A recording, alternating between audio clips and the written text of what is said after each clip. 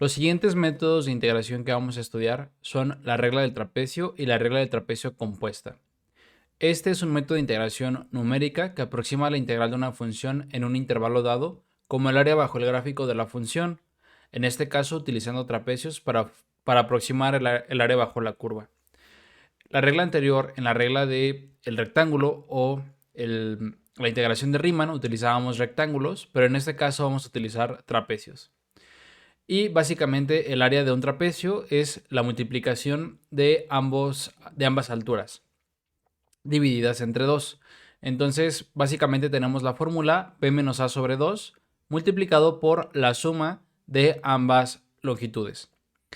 En este caso, si te fijas en la regla del trapecio compuesta, pues en lugar de sumar rectángulos, ahora sumamos una serie de trapecios.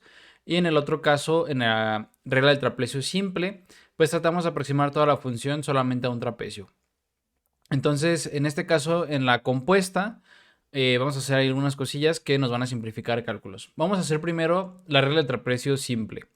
Entonces, vamos a definir regla trapecio.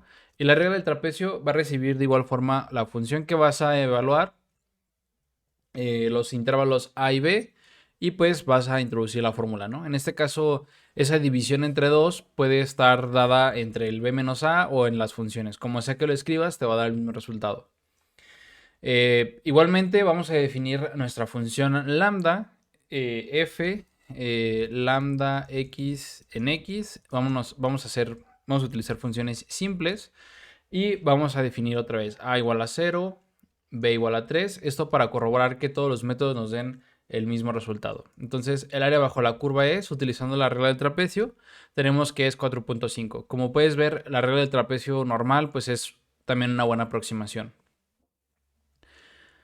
Sin embargo, ahora en la regla del trapecio compuesta, pues vamos a empezar a utilizar muchos trapecios para aproximar la área bajo la curva, ¿no? Entonces, para implementar este método, vamos a definir una función que se llame def regla trapecio compuesta.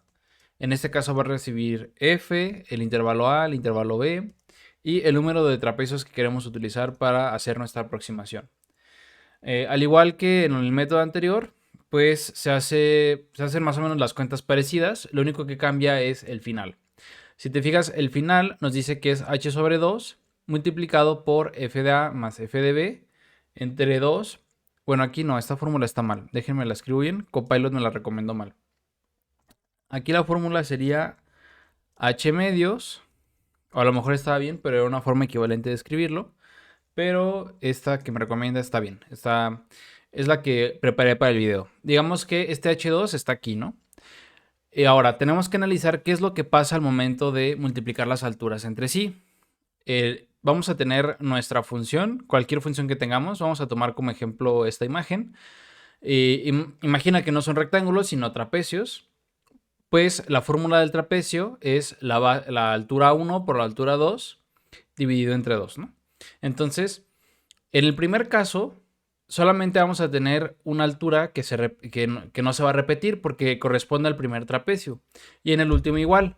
Pero todos los trapecios que están entre esos dos trapecios iniciales y finales se repiten de todos una altura que se utiliza para multiplicar, por ejemplo, dos trapecios contiguos, ¿no? Entonces, en este caso lo que vamos a hacer es sumar la altura del primer trapecio más la altura del segundo trapecio. Sin embargo, el total de la multiplicación de alturas la vamos a multiplicar por 2. Porque aquí lo que hicimos fue, por así decirlo, contar una vez todas las alturas. Pero al momento de multiplicarlo por 2, ya estás considerando todas esas multiplicaciones contiguas que no se consideraron. Entonces, así se ve la regla del trapecio compuesta. Vamos a correr la función y la vamos a probar igual, ¿no? Vamos a copiar y pegar todo esto, nada más que ahora vamos a utilizar la regla del trapecio compuesta. Vamos a definir esto y aquí en lugar de regla trapecio vamos a escribir regla trapecio compuesta y vamos a decirle que nos haga una aproximación con 100 trapecios, ¿no? Vamos a ponerle aquí 100 y como puedes ver, la regla del trapecio se aproxima mucho mejor que incluso la regla del rectángulo, ¿no? Digo, al final de cuentas esta es una función muy sencilla con funciones más complejas se podría pues notar más esa aproximación.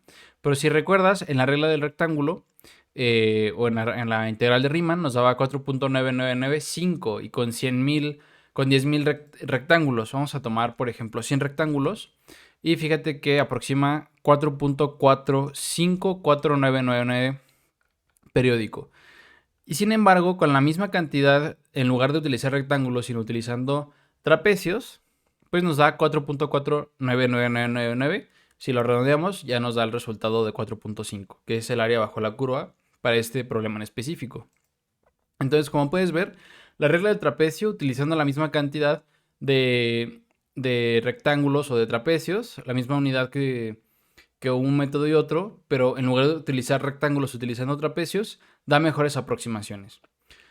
Y si, por ejemplo, nos vamos a otro tipo de dimensiones, por ejemplo, no lo vamos a ver en este curso, pero, por ejemplo, si quisiéramos hacer una integración numérica en 3 dimensiones, hay métodos que aproximan, por ejemplo, con cilindros, con prismas rectangulares y con diferentes figuras, ¿no? Incluso con cilindros, ¿no? O sea, hay diferentes formas de medir el área de bajo de una curva, pero en tercera dimensión tenemos una sábana. Pero bueno, espero que se haya entendido la regla del trapecio y que te haya gustado el video. Dale like, compártelo, recomiéndalo, suscríbete. Y bueno, aquí se termina el video y recuerda que siempre, siempre vas a aprender un bit a la vez.